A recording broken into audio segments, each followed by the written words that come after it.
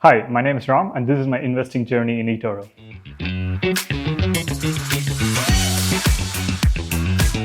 I chose eToro because in the Netherlands, this was the first application that I could actually invest in English as a primary language. And it came with a lot of user-friendly benefits, and it had all the features, and it was really beginner-friendly.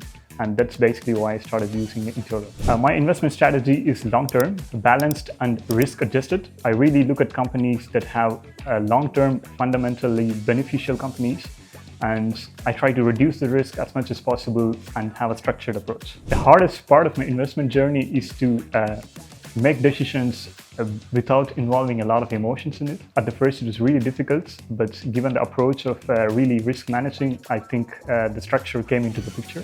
The key milestone for me was that the first moment that I had the first copier, that gave me a lot of confidence and also gave me a lot of responsibility.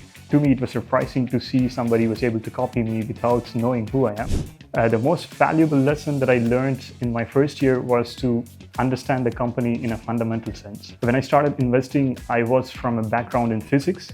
I didn't know a lot about finance, and I chose companies that were really close to me in my personal space, like for example, Google. To navigate the markets and to adapt to changes, I tried as my best to not really react for every simple news in the market. I try my best to keep my structure, which is to look at my portfolio at regular repeated intervals, for example, quarterly, and also understand the fundamentals and only make changes to the portfolio when something really changes in the fundamental of the company.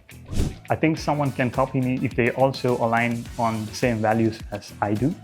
To me, the core is to help myself get a financial freedom, and that means having a structured approach and preserving the capital, which is the most important thing, and that's basically what I focus on for me and also for my copiers.